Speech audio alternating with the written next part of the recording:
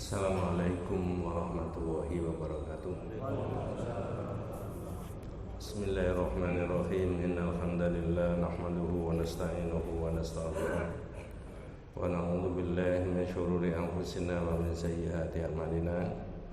May yahdihillahu fala mudilla lahu wa may yudlil falan tajida lahu waliyyan mursyida. Asyhadu an la ilaha illallah wahdahu la syarika lahu wa asyhadu anna Muhammadan abduhu wa rasuluhu la nabiyya ba'dah. Allahumma shalli ala Muhammad wa ala ali Muhammad kama shallaita ala Ibrahim wa ala ali Ibrahim wa barik ala Muhammad wa ala ali Muhammad kama barakta ala Ibrahim wa ala ali Ibrahim fil alamin innaka Hamidum Majid. Amma ba'du. Ma'asyiral muslimin rahimani wa rahimakumullah, usikum wa nafsi bi taqwallahi faqad faza man ittaqa. Ibu-ibu, bapak-bapak, adik-adik, para jamaah rahimakumullah. Jadi tugas Nabi kita itu bukan mengajak orang supaya mempercayai kalau Allah itu ada. Bukan itu.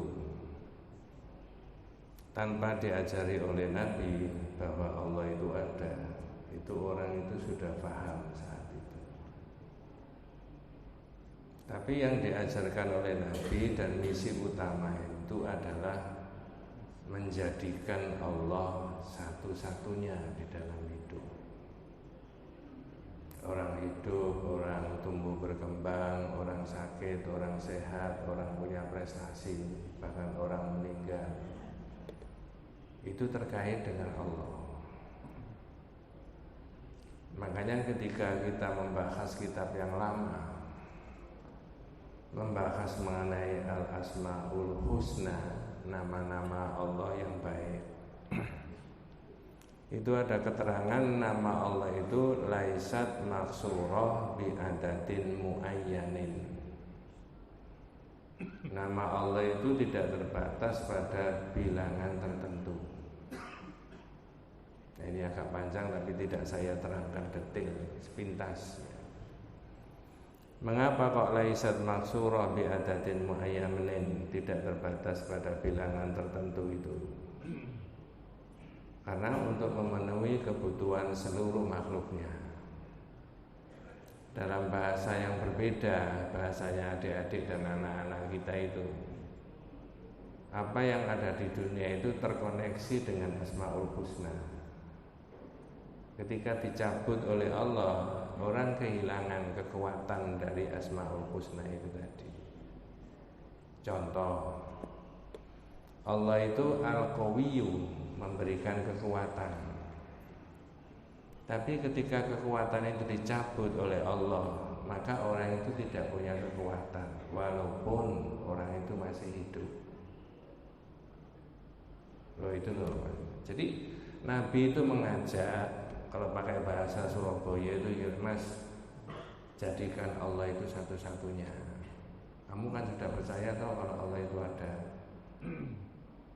Maka tidak boleh benda, barang ini semuanya diyakini bisa menandingi Allah itu. Tidak boleh. Allah saja satu-satunya. Nah itu kalimat itu bergulir sampai sekarang di sini, di seluruh dunia. La ilaha illallah. Nah, insya Allah kalau orang memahami makna-makna la ilaha illallah, di kitab yang lama saja ada 67 judul. Insya Allah hidup itu jadi enteng, jadi tenang. Loh itu karena banyak masalah. Iya, tapi kalau memahami itu jadi enteng. Nah, sepanjang lah itu keterangannya. Nah sekarang kalau orang tidak menjadikan Allah satu-satunya gimana? Ada risiko enggak? Ada risiko enggak kira-kira Pak? Dengan tadi kurang tidur ya. Ada risiko. Nah saya selipkan dulu sedikit ya. Saya ini pernah diminta ngajar tauhid, ya memberi pelajaran ya. Pengajian lah gitu loh, kepada guru-guru, pak guru di sepanjang. Ya guru-guru itu kan stratanya, pendidikannya kan stratanya S1 semuanya, bahkan ada yang S2. Ya. Sebelum saya memberi pelajaran, saya tanya, Pak Guru, apa yang sampean khawatirkan terhadap murid-murid sampean itu masa depannya itu apa? Jawabannya macam-macam. Memang saya mancing. Ada yang menjawab, ya lapangan pekerjaan Pak. Semakin sulit mencari lapangan pekerjaan karena disaingi pekerja-pekerja dari, ya jangan teruskan sendiri itu ya. Ada yang menjawab dekadensi moral, akhlak. Ada yang menjawab masuk di perguruan tinggi kalau mau studi lanjut, macam-macam lah. Tidak satu pun dari 70 sekian Pak Guru itu menjawab yang saya paling khawatirkan terhadap anak didik saya adalah syirik. Tidak ada yang jawab. Padahal kalau itu diteliti, sebenarnya syirik itu merupakan cikal bakal dan biang kerok kehidupan masyarakat itu menjadi tidak baik, itu syirik. Saya sudah ngomong hampir setiap pengajian di berbagai kesempatan, tapi tidak ada yang membantah. Loh, bukankah penyalahgunaan Pak yang jadi problem masyarakat? Penyalahgunaan wewenang, kekuasaan, misalkan begitu, penyalahgunaan harta, penyalahgunaan ilmu. Iya, tapi itu bermula dari syirik. Nah, gitu loh. Jadi kalimat itu yang digulirkan oleh Nabi, la ilaha illallah, sampai sekarang menjadi milik kita. Dan nanti nanti kapan? Kira-kira masih lama, atau mudah-mudahan masih lama. Ketika kita mau mengakhiri hidup kita, ini mengucapkan apa Pak? La ilaha illallah, lalu mati. Maka kata Nabi, laqinu mautakum la ilaha illallah. Supaya kalimat terakhir itu keyakinan tentang Allah itu. Pamannya saja, pamannya Nabi ketika menjelang wafat, Nabi datang ke situ. Ya. Pamannya diajari membaca kalimat apa? Syahadat. Apa bahasanya Nabi saat itu? Kalau pakai terjemahnya, paman katakan la ilaha illallah. Hanya dengan kalimat itu aku bisa membela engkau di hadapan Allah. Kalau pakai bahasanya Nabi saat itu, ya ammi kul la ilaha illallah kalimatan akhaju laka biha indallah. Tapi tidak muni Pak, tidak muni. Ada yang tahu Bu, tidak muninya Abu Thalib la ilaha illallah itu karena apa? Atau sebelum itu sudah pernah diterangkan apa belum? Lebih baik dijawab sudah Pak Ustadz tapi lupa. Nah, itu. Mungkin lebih jujur begitu ya. Tidak muni Pak ini. Bukan tidak bisa, tapi apa? Tidak mau. Nah dalam kitab Al-Qaulul Mufid ngapain kok tidak mau? Satu, paling gampang tidak dapat hidayah dari Allah. Jadi menggerakkan la ilaha illallah aja nggak mau. Kalau bisanya rasanya bisa, wong gampang kok la ilaha illallah, cuma itu aja. Yang kedua, gengsi. Kenapa gengsinya? Nabi Muhammad itu mulai dari kecil ngenger dengan pamannya enggak? Di rumah pamannya enggak? Apa ngenger itu bahasa Indonesia itu? Ya, numpang hidup di situ sampai usia 52 sebelum hijrah itu ke Yathrib. Muhammad itu sing ngopeni aku kok malah aku suruh melu Muhammad. Begitu. Nah orang Islam itu tidak boleh gengsi-gengsian itu. Ada tetangga saya, tetangganya panjenengan, status sosialnya lebih rendah, tingkat ekonominya lebih rendah, pendidikannya lebih rendah, tapi ngomongnya benar, boleh didengarkan? Boleh. Loh itu loh, tauhid itu enak Pak. Benar ada itu. Mas terus nang pinter. Nah, itulah. Jangan bilang, apa pangkate kon nek nuturi aku barang. Nah, pangkat barang disebut. Jangan. Yang ketiga yang ada hubungannya dengan yang saya sebutkan ini. Abu Thalib itu berat meninggalkan sesembahan-sesembahan selain dari Allah. Makanya muni la ilaha illallah aja enggak mau. Kalau orang tanya, Ustaz, kalau begitu orang yang sudah la ilaha illallah berarti ada kewajiban menggugurkan semua yang disembah yang diyakini kekuatan selain daripada Allah. Jawabannya apa? Iya. Ya kalau enggak itu namanya mendua. Yang paling gampang itu lesanya mengucapkan la ilaha illallah tapi di sakunya ngesai jimat. Nah itu kan bertentangan itu.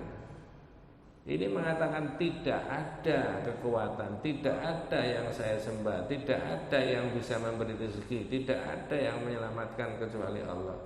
Tapi diyakini benda dan barang itu bisa menolak bala. Ibu, yang mirip-mirip begitu ada enggak di masyarakat? Ada Pak? Ada. Cuma saya tidak tanya, sampai pengalaman enggak? Enggak boleh, gitu loh Pak. Ya kalau ngaji tauhid ya konsekuensinya begitu kalau mau. Wong sudah sadar tentang Allah masih begitu. Itu loh maksudnya. Nah Nabi Ibrahim alaihissalam itu ada kekhawatiran siang dan malam berdoanya. Berdoa kepada Allah seperti yang saya tanyakan ke Pak Guru tadi. Apa doanya Nabi Ibrahim? Wajnubni wa baniya an na'budal asnam. Surat Ibrahim 35. Ya Allah, jauhkan aku dan anak cucuku jangan sampai menyembah apa? Berhala. Coba jenengan kalau bawa HP yang ada terjemahannya Quran, jenengan pundut yang 35-nya, 36. Saya ulangi, yang 35. Tapi jenengan konsentrasinya yang di 36. Wajnubni wa baniya an na'budal asnam. Ya Allah, jauhkan aku dan anak cucuku jangan sampai menyembah berhala. Apa alasannya Nabi Ibrahim kok siang malam berdoa begitu?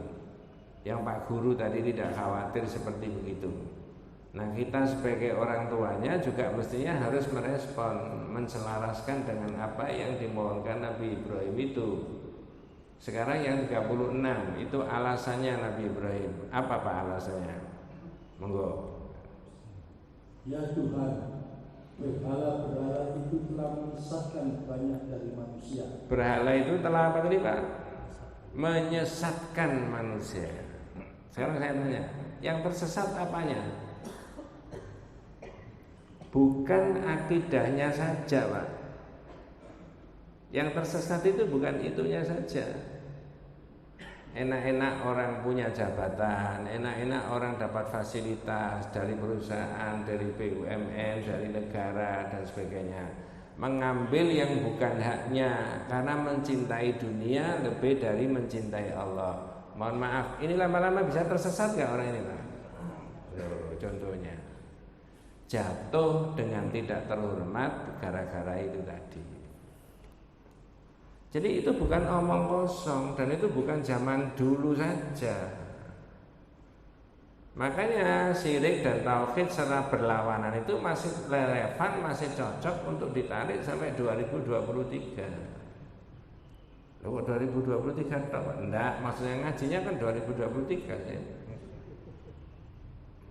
Cocok nggak Pak sampai 2024? Ya cocok. Terus tidak berhenti itu Pak. Ya Allah, dengan berhala tadi banyak orang tersesat. Baik individu itu bisa tersesat, baik kelompok manusia juga bisa tersesat. Mohon maaf, ini bukan politik.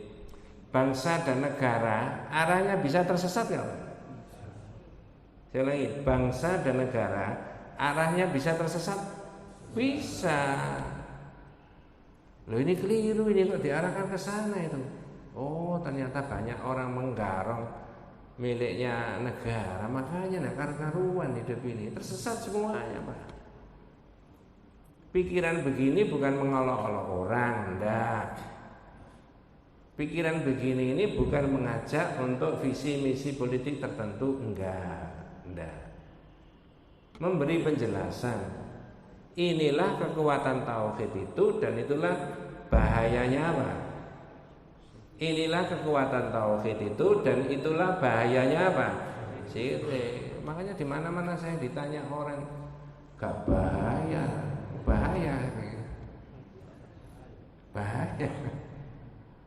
Itu sesat Pak. Rabbi innahunna adlalna katsiran minan nas. Ya Rabb, ya Tuhan kami, dengan menyembah berhala itu banyak orang apa? Tersesat. Makanya Bu, seringkali saya sebutkan ini mumpung bulan 7 Agustus ya. Itu kalau adik-adik mempelajari Undang-Undang Dasar tahun 1945 pasal 29 ayat yang pertama, ayat 1. Apa bunyinya? Negara berdasar atas ketuhanan yang Maha Esa. Tauhid Pak.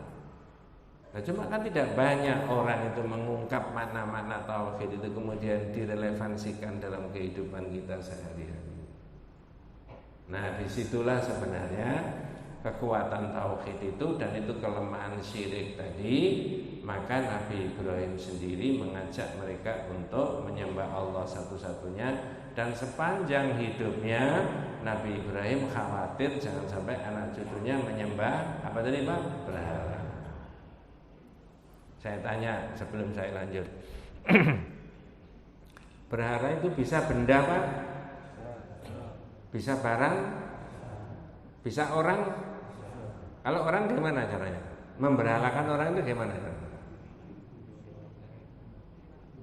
Seorang A yang status sosialnya lebih tinggi, punya pengaruh, salah, diiyakan terus saja.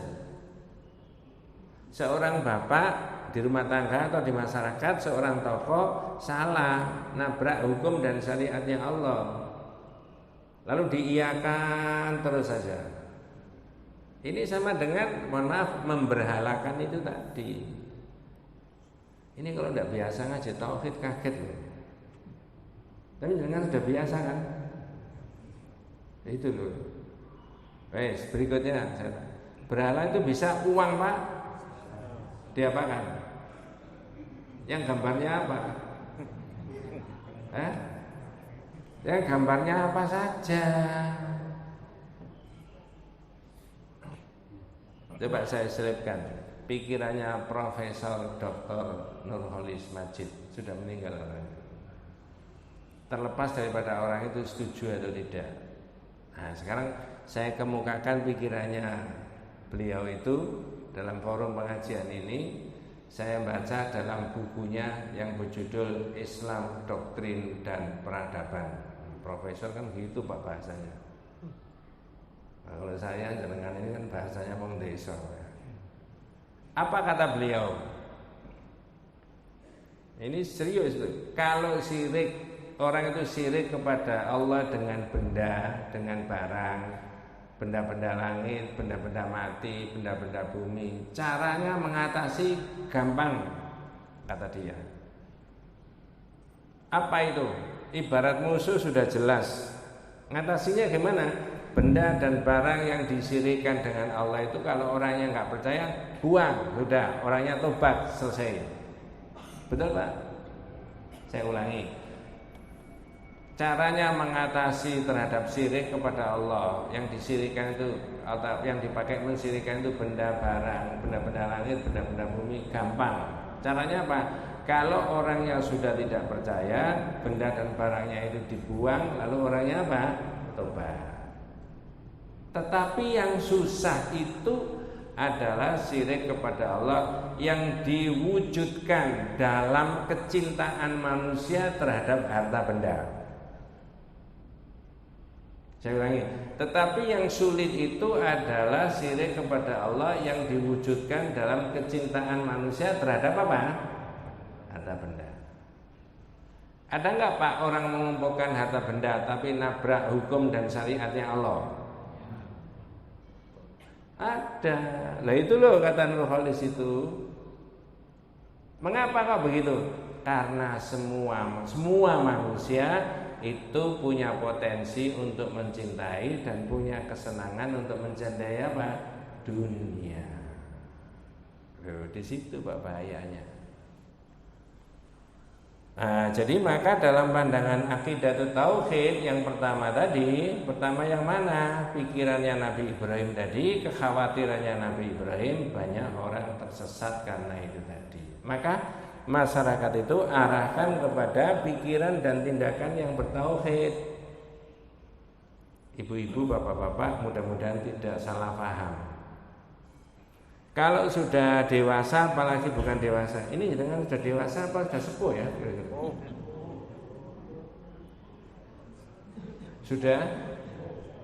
Kalau sudah sepuh itu Pak, ibarat orang berjalan antara mulai start awal dengan saat ini, ya, dengan yang akan dituju, itu kira-kira lebih banyak yang mana? Yang sudah dilewati apa yang akan dituju? Wes ketok. Yang dilewati sudah lebih dari 40 Pak, lebih dari 50, bahkan lebih dari 60 tahun. Betul Pak ya? Berarti ada kemungkinan yang dituju tinggal berapa tahun Pak? Nah itu sangunya ini, keyakinan itu salah satunya. Kalau ada yang salah, terutama bidang akidah, tauhid, tinggalkan kesalahan itu, kembali kepada Allah. Disitulah sebenarnya pentingnya orang bertauhid itu. Dan mohon maaf, mudah-mudahan tidak salah paham. Kalau sudah bukan hanya dewasa, sudah sepuh itu ya, la ilaha illallah itu jangan dilafalkan saja. Tapi saya tidak alergi dengan orang yang sak masjid melafalkan la ilaha illallah, la ilaha illallah. Tidak alergi, biarin. Tapi kalau cuma itu toh, itu maksud saya. Nanti diuraiannya di mana-mananya tauhid itu nggak bisa di breakdown, diuraikan nggak ngerti orang itu. Mulai umur 25 sampai 75 begitu toh. La ilaha illallah. Boleh, ditulis juga boleh. Wes, ini poin yang pertama. Kemadharatan dan kerusakan syirik itu di situ. 2. Kitab ini menulis asyirkul akbar yuhbitul amal. Syirik itu bisa menghapus kebaikan amal. Orang punya duit banyak, nyumbang masjid sampai ratusan juta, miliaran. Naudzubillah min dzalik. Ketika ada syiriknya, dapat pahala apa enggak? Tak kasih contoh. Standarnya uang 1 miliar saja. Uang 1 miliar itu banyak apa sedikit Pak? Ya enggak Pak. Banyak pol gitu maksudnya. Ya. Diberikan ke masjid ya, untuk meneruskan atau membangun atau renovasi atau apa. Banyak. 1 titik saja ada riaknya, batal semuanya. Loh, nanti duit saya. Zahirnya benda barangnya bisa diberikan, tapi karena ada kandungannya itu, maka besok di akhirat tidak dipetik, tidak ada Pak. Nah itu loh bahayanya itu di situ. Coba jangan cocokkan di surat Al-Baqarah 264. Apa tadi Pak? Al-Baqarah 264. Ya, ini sudah 2 kali apa 4 kali itu ayat itu dibaca di sini. Ya ayyuhalladzina amanu la tubtilu shadaqatikum bil manni wal adha. Kalladzi yunfiqu malahu ria'an nasi wa la yu'minu billahi wal yawmil akhir. Apa bahasa Indonesianya, Pak? Wahai orang-orang yang beriman. Nggih. merusak sedekahmu Ya. dengan menyebut-nyebutnya dan menyakiti perasaan penerima. Terus, jadi saya ulangi. Dalam ayat itu diterangkan, janganlah kamu membatalkan atau merusak sedekahmu sendiri. Dengan cara apa? Satu, barang yang sudah diberikan, uang yang sudah ditransfer masih disebut-sebut tok diangan-angan, eman rek dan sebagainya. 1 miliar loh Pak. Ini kelihatannya jenengan hari ini ada duit cash nggak di rumah 1 miliar? Ya mudah-mudahan dimudahkan sama Allah rezekinya Pak ya. Tapi orang Islam itu rezekinya banyak dipakai untuk kebaikan loh Pak. Maka harus diraih dunia itu sebanyak-banyaknya supaya bisa ibadah kepada Allah dengan harta bendanya, dengan mengangan-angan dan menyakiti perasaan orang yang menerima ya. Terus seperti apa? Monggo. Seperti orang yang menginfakkan hartanya karena riya. Ya, itu riya itu dia. Jadi kalau orang menginfakkan hartanya karena riya, masih dapat pahala apa tidak? Tidak dapat. Duitnya bisa dimanfaatkan? Bisa. Lah cuma riya itu bukan pekerjaan lisan, bukan pekerjaan tangan, tapi pekerjaan apa? Hati. Yang tahu dirinya sendiri. Mas, tak kasih duit 1 miliar. Nanti tolong minta kwitansi. Lupa, tidak boleh. Riya sampai itu nyumbang kok minta kwitansi. Bukan itu Pak. Boleh nggak minta kwitansi Pak? Nanti sebagai bukti Mas. Karena ini bukan milik saya sendiri, saya keluarga. Nah begitu. Bisa agak beda kalau orang gini. Setiap ketemu orang, saya nyumbang itu 1 miliar. Itu Pak ya? Iya. Nanti ketemu temannya lagi, itu loh masjidnya sudah hampir selesai, tak sumbang itu 1 miliar. Sudah berapa orang yang diberitahu? Nanti ketemu tetangganya di sana, bagus masjid. Iya makanya saya ikut nyumbang 1 miliar. Ini saya ceritani panjenengan dengan maksud mendoakan Bapak dan seluruh jamaah yang ada di masjid itu termasuk kita. Di Tulungagung itu ada Masjid Al-Fatah. Mulai dari masjid itu kecil saya pernah ke sana ceramah. Sekarang sudah dibangun besar, habis 30 miliar. Itu sudah besar. Saya pernah juga ke sana. Ada foto-fotonya. Ada satu bapak yang nyumbang masjid itu habis 25 miliar. Satu orang. Ketika masjid itu mau direnovasi, pimpinan ketika memberi pengajian menyebutkan bahwa ini nanti mau direnovasi biayanya sekian mudah-mudahan. Bapak ini menemui ini ngomong-ngomong, iya Pak, nanti saya menyumbang 10. Dikiranya cuma 10 juta, langsung diberikan 10 miliar. Nah ini saya terangkan ya karena bukan orangnya yang menerangkan, tidak ada unsur riya. Saya yang menerangkan. Dan saya ketemu orangnya. Kalau saya sebut apa usahanya orang itu, saya tanya, mesti ibu-ibu pirsa itu ya tahu. Kacang gangsar. Apa itu? Shanghai dan seterusnya itu loh Pak. Itu usahanya Pak. Ketemu sama saya orang itu. Nah itu kalau tidak ada niat, saya bilang ke pengurus-pengurusnya, tolong Pak diamati dan dijaga Bapak ini. Mudah-mudahan Allah menerima amal perbuatan ibadah. Lalu kita analisa, inilah orang Islam zaman now, zaman sekarang. Itu masih ada orang yang bersedia mengeluarkan hartanya itu tadi sekian banyaknya. Berarti perjuangan kayak begitu tidak terbatas hanya pada para sahabat saja. Enggak, orang sekarang bisa. Nah kebetulan Bapak itu diberi rezeki oleh Allah yang lebih daripada yang dibutuhkan. Nah gitu. Jadi bahaya berikutnya itu adalah ketika ada orang itu riya. Nah tak selipkan. Seperti apa Pak? Tadi belum dibaca lengkap itu terjemahnya. Seperti kepada manusia dan tidak beriman kepada Allah dan hari akhir. Ya, saya diulangi lagi supaya nyambung. Hei orang-orang beriman, wahai orang-orang yang beriman, janganlah kamu merusak sedekahmu dengan menyebut-nyebutnya dan menyakiti perasaan penerima. Yang ketiga, seperti orang yang menginfakkan hartanya karena ria. Ya, bahasa sederhananya pamer. Saya sudah pernah terangkan. Intinya ria itu 3 poin Bu. Pertama, idharul ibadah yang dinampak-nampakkan orang. Pakai cara Jawa gitu, ibadah yang orang itu nggak ngerti malah diberi pengertian, tidak tahu malah diberitahu. Pertama. 2, apa maksudnya diberitahu? Liqasdi ru'yatin nas, supaya orang itu tahu.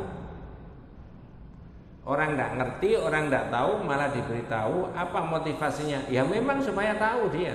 Kalau saya ini sedang melakukan ibadah, infak, sedekah dan sebagainya itu. Lalu kalau sudah diberitahu, apa maksudnya? Yahmaduna sahibaha, supaya orang yang diberitahu tadi memuji dirinya, orang yang sedang beribadah tadi. Jadi kalau nggak ada 3 komponen itu tidak bagian dari riya. Ya, saya ulangi pakai bahasa Indonesia. Ibadah yang ditunjuk-tunjukkan orang lain, nawaitunya supaya orang lain itu tahu. Kalau orang lain sudah tahu, maka supaya orang lain itu memuji dirinya. Sekarang lagi rame-ramenya orang umroh. Pamitan saudaranya boleh Pak? Halo? Ria apa enggak?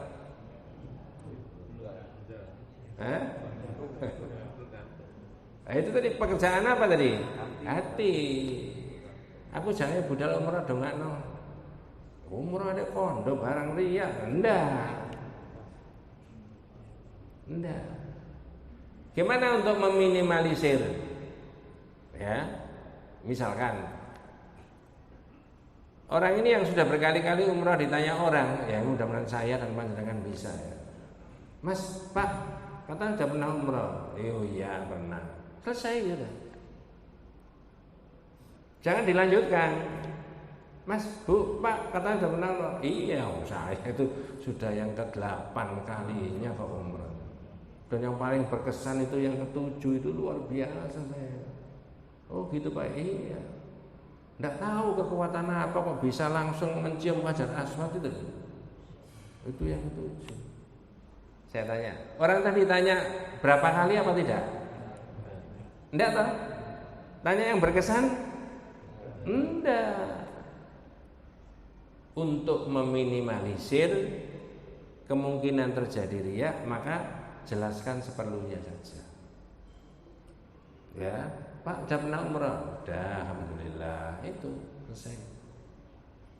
Ya, tapi jangan Pak, sudah pernah lihat? Belum. Pernah umrah? Belum. Loh katanya, iya saya khawatir riya, makanya saya bilang belum. Nah, jangan gitu.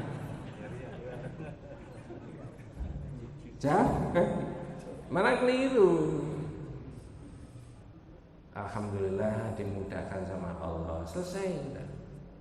Tidak pakai sekian kali yang paling berkesan sama anak saya, sama istri saya, sama tidak perlu begitu. Itu namanya at-tahdhir fil wuqu'i minar riya. Berhati-hati. Jangan sampai terjerumus dalam perbuatan apa? Berikutnya. Ibu, amal ibadah apa, rukun Islam, syahadat, sholat, zakat, puasa, haji yang pelaksanaannya tidak bisa disembunyikan? Ya haji, termasuk di dalamnya apa? Umroh. Makanya berkali-kali sudah disebutkan di mikot batas orang ketika memakai pakaian ihram, dia setelah ihlal labbaik umratan itu dia menyebutkan apa? Labbaik Allahumma labbaik, labbaik la syarika lak labbaik. Yang sudah pernah tidak haji umrah mudah-mudahan diterima sama Allah SWT. Yang belum mudah-mudahan dimudahkan Allah SWT. Berikutnya Bu, ini bahayanya syirik. Apakah besok di akhirat itu ada dumduman pahala? Dumduman itu apa itu? pembagian. Oh, orang diberitahu pembagian door prize sewenang ya. Ini pembagian hadiah, betul pembagian, bukan pembagian hadiah, tapi pembagian apa? Pahala. Loh ini ada hadisnya loh Pak. Bahasanya saya pakai bahasa supaya merakyat itu ya, gampang dipahami. Perhatikan dawuhnya Nabi. Waqala Rasulullah sallallahu alaihi wasallam, "Inna akhafu ma akhafu alaikum asyirkul asghar ar-riya." Jadi santai-santai Nabi itu bilang kepada para sahabatnya, "Hei para sahabat, yang saya paling khawatirkan menimpa kalian itu syirik tapi kecil." Coba, syirik kecil aja ditakuti sama Nabi. Yaitu riya, kata Nabi. Yaqulu Allahu yaumal qiyamah. Besok para sahabat, Allah itu dawuh pada hari kiamat. Perhatikan dawuhnya Allah besok pada hari kiamat. Apa? Innallaha yaqulu Allahu yaumal qiyamati idza jazanna bi a'malihim. Allah itu dawuh besok pada hari kiamat ketika Allah membalas pahalanya manusia-manusia itu. Apa dawuhnya Allah? Idhabu ilal ladzina turauna fid dunya. Kata Allah, jangan minta pahala saya. Minta sana sama orang yang dulu kamu itu di dunia niatnya ibadahnya karena orang itu bukan karena saya. Jadi kalau ada rombongan rame-rame minta pahala sama Allah, dum-duman pahala, lalu dibentak sama Allah. Tidak diberi, disuruh pergi sana minta sama orang yang dulu kamu niatkan. Ibadahmu bukan karena saya tapi karena orang itu. Coba minta ke sana. Nanti kalau jenengan mirsani ada rombongan begitu balik nggak dapat pahala sama sekali. Jenengan ingat-ingat. Iku sing diterangno Pak Ustaz subuh-subuh biyen. Ya, ini jelas. Karena motivasinya orang itu bukan karena Allah dan besok pada hari akhirat minta sama Allah, tolak sama Allah. Idhabu ilal ladzina turauna fid dunya. Minta sama orang yang dulu kamu niatkan riya di dunia tadi, bukan karena saya. Wah, gitu ya Pak ya. Fanduru hal tajiduna indahum jaza. Minta sana, coba dapat pahala enggak kamu dari sana? Ya jelas nggak dapat, sama-sama manusianya kok. Hanya beda statusnya. Ini berpangkat, ini tidak. Ini S3, ini tidak punya S. Oh, tidak punya S ya. S3 kan dokter. Orang beda status sosialnya, beda pangkatnya, beda perolehan ekonominya, beda warna kulitnya, beda etnisnya. Tetapi dalam pandangan tauhid yang diterima ibadahnya sama Allah, yang murni niatnya ikhlas karena Allah. Inilah sebenarnya dalam kitab ini diterangkan bahwa syirik itu tuhbitul amala, ya, bisa menghapus amal. Makanya jenengan dan saya itu berhati-hati. Wes, tak selipkan sedikit. Ini sampai jam berapa sih Pak? 7 Pak. Tidak mungkin Pak.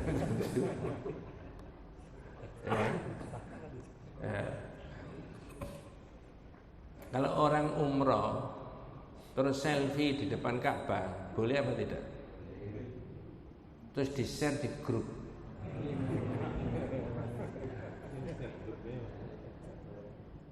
Ria apa tidak?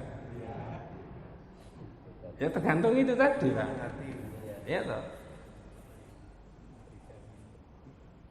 Coba sekarang itu tantangannya di situ dengan teknologi modern baru. Orang itu bisa pegang HP memberitahu sahabatnya, ini saya sedang di Raudhah. Alhamdulillah lancar di Raudhah, dan ini di Raudhah hari ini sudah yang keempat kalinya saya.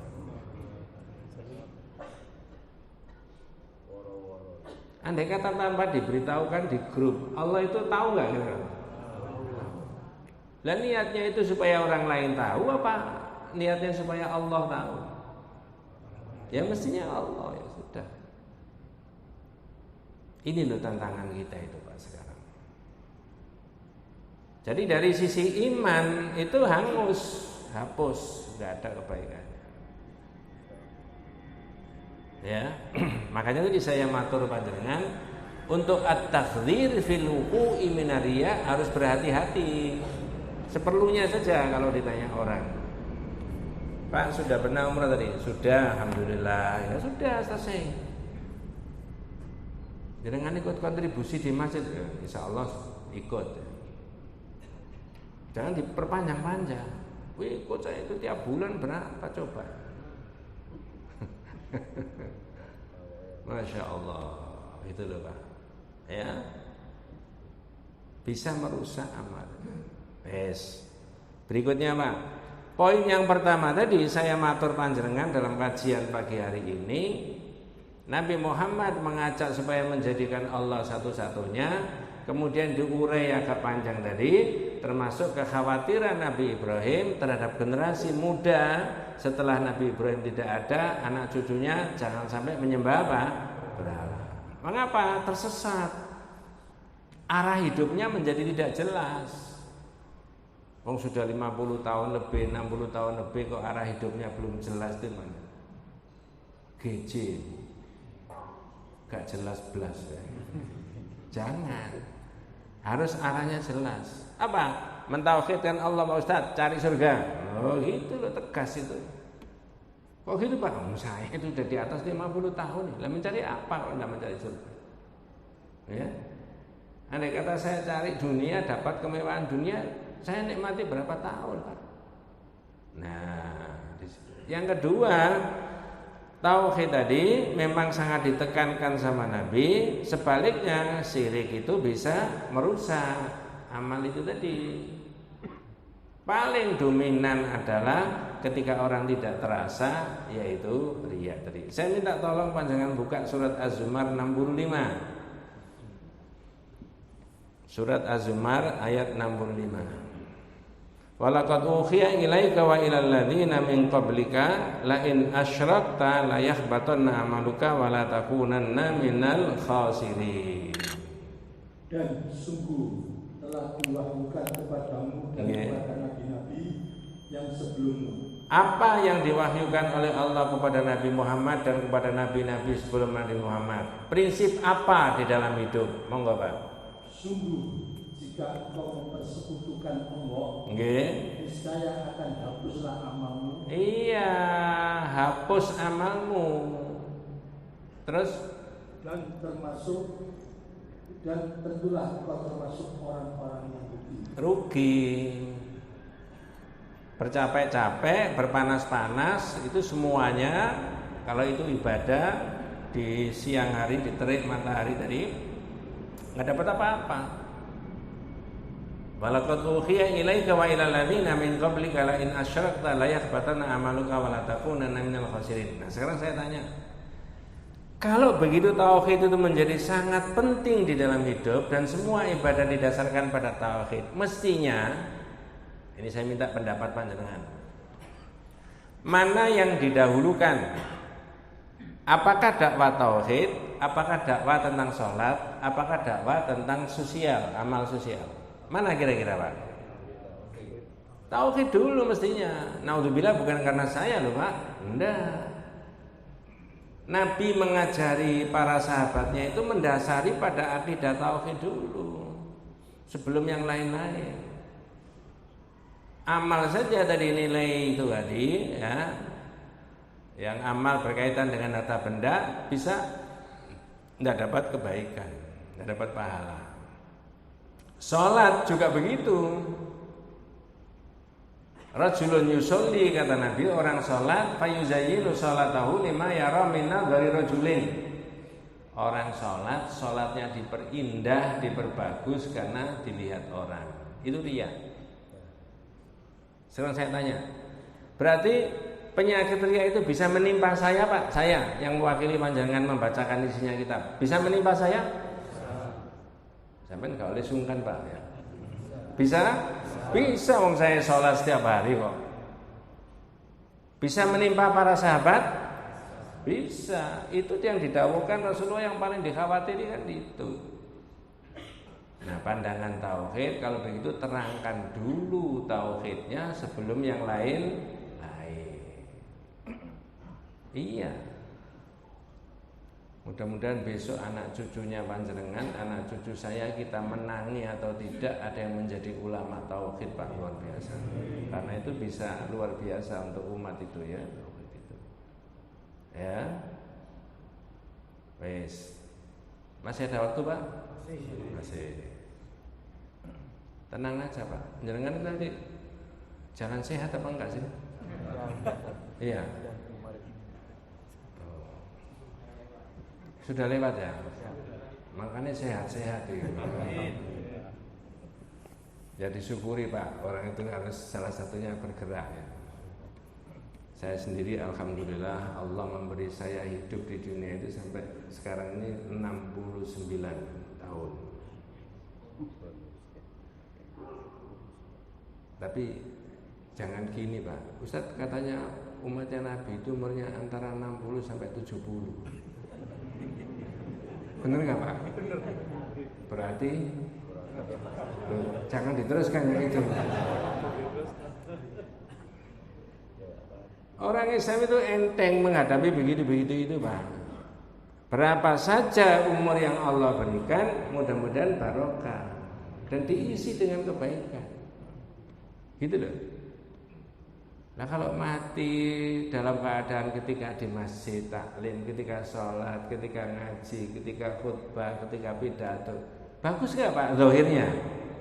Loh, enteng. Begitu, wah sudah 69 Pak Ustaz, berarti jangan diterus Pak. Ya, berarti masih terus Pak Ustaz. Ya mudah-mudahan. Yang terakhir bahayanya syirik itu la yaghfiruhu Allahu illa bitaubati wa tarkil ma'ashi bisyirki. Ya, apa itu? Dosa syirik itu harga mati, tidak bisa diampuni Pak. Kalau tidak orangnya apa? Tobat.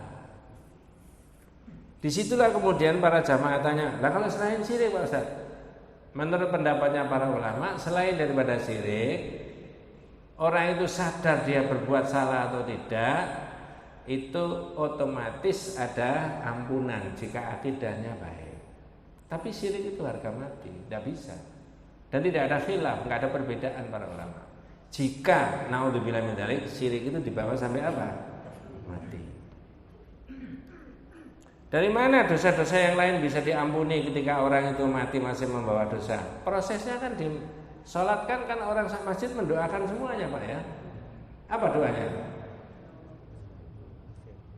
Allahumma fil lahu warhamhu wa'afihi wa'fu anhu wakrim nuzulahu wa wasi' madkhalahu waksilhu bil ma'i wa thalji wal barati. Nah sekarang ada grup-grupan itu tambah seneng Pak, gampang. Begitu ada berita meninggal semuanya nge-share inna lillahi wa inna ilaihi raji'un Allahumma fil lahu warhamhu, kan begitu Pak ya. Mbok diwaca mbok enggak pokoknya di-share kan begitu. Saya menganjurkan harus dibaca Pak. Sak mampunya panjenengan dan saya. Iki apa wacanane? Baca. Iki ana berita ada orang wafat.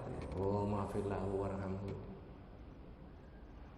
Saya pernah punya pengalaman begitu ada di grup itu meninggal, saya nulis Allah maafil, tak tulis, bukan nge-share langsung ngambil, tak tulis dalam bahasa Arab. Bahwa tak tulis siapa? Najih Iksan. Nama saya maksudnya yang nulis ini. Oleh anggota grup berikutnya di-share, nama saya muncul lagi Najih Iksan. Dikiranya termasuk doa karena ditulis dalam bahasa Arab.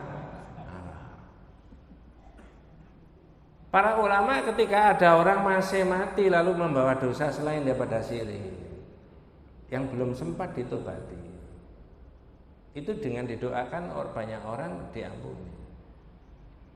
Nanti ketika dimakamkan didoakan banyak orang ya sama, 2 kali diulangi. Anaknya mendoakan, keluarganya mendoakan, sahabatnya mendoakan, orang sak masjid mendoakan. Inilah nikmatnya orang nyentel hatinya di masjid itu Pak. Ketika orang itu nyentel hatinya di masjid, orang terkenang, oh bapak ini sudah nggak ada, wis mudah-mudahan Allah. Nah begitu loh. Beda dengan orang Islam, mohon maaf, ini bukan mengolok-olok, sama sekali tidak pernah ke masjid. Nggak dikenal lah masyarakatnya. Andai kata Allah berkenan mengambil orang itu wafat, mungkin tidak tergerak orang sama masjid mendoakan. Tapi ketika aktif di masjid, rajin ini, maka sahabatnya merasa sudah hilang dari masjid, maka sama masjid itu mendoakan. Nah begitu. Illa bitaubat, kecuali kalau orang tobat. Kalau masih hidup, pernah berbuat syirik zaman dulu-dulu, karena saya sering dicurhati orang sering kali Pak, saya nggak cerita itunya, banyak sekali. Yang jimat, yang sabu, yang gula. Gula itu ada salah di masjid ini, ada salah seorang ibu memberikan gula kepada saya. Gula bungkusan kecil. Ustadz, ini gula dari dukun diberikan ke saya oleh keluarga saya supaya saya sama anak saya, sama suami, sama istri hubungannya akrab kembali. Ini dari dukun, tapi saya nggak percaya Ustadz. Mau tak buang? Ya buang aja Bu. Enggak, saya berikan Pak Ustadz. Loh, betul Pak, betul, saya nggak bohong. Loh, saya buat apa? Saya sudah ngaji Pak. Lah maunya yang memberi keluarga saya tadi supaya diseduh pakai kopi atau dipakai teh lalu diminum. Lah kalau saya buat kopi saya minum gimana? Gak bahaya kan? Saya bawa pulang, saya taruh di meja saya, meja belajar. Konangan istri saya, apa Pak? Gula apa? Ya gula putih kayak gemburi. Tekan di toko jamaah. Lah kok mesak ngono lho. Sembrono. Ono ceritane ya. Macam-macam Pak. Sebanyak-banyak, seberat-berat dosa orang itu pernah berbuat syirik. Kalau di dunianya masih segar, bugar, waras, wiris, tobat setobat-tobatnya, diampuni nggak? Diampuni. Iya diampuni. Qul li ibadiyalladzina asrafu ala anfusihim la taqnatu mir rahmatillah. Katakan Muhammad kepada hambaku yang melampaui batas. Ini ceritanya Waksi, tapi saya nggak cerita Waksi tadi. Waksi itu orang yang ketika masih kafir membunuh pamannya Rasulullah, namanya Hamzah. Betul Pak ya? Padahal Hamzah itu orang paling ditakuti sama orang kafir, tapi sudah masuk Islam membunuh orang paling jahat. Yang dibunuh adalah Musailamah Al-Kadzab, orang yang mengaku jadi nabi. Tidak boleh diteruskan. Andai kata Waksi itu berkeliaran di Indonesia 2023 ini, yang dicari siapa nih? Ya Mas Karno. Ya, Waksi itu sudah masuk Islam, membela Islam luar biasa Pak. Ada orang melecehkan Islam, musuhnya Waksi. Padahal dulu membunuh pamannya Nabi. Nah, seberat-berat dosanya Waksi tadi, ayat tadi surat Az-Zumar 53, konteksnya dalam kaitannya Waksi tadi. La taqnatu mir rahmatillah, jangan putus asa dari rahmatnya Allah. Innallaha yaghfiru dzunuba jami'a. Allah itu mengampuni semua apa? Dosa. Kayak gitu Pak. Ya.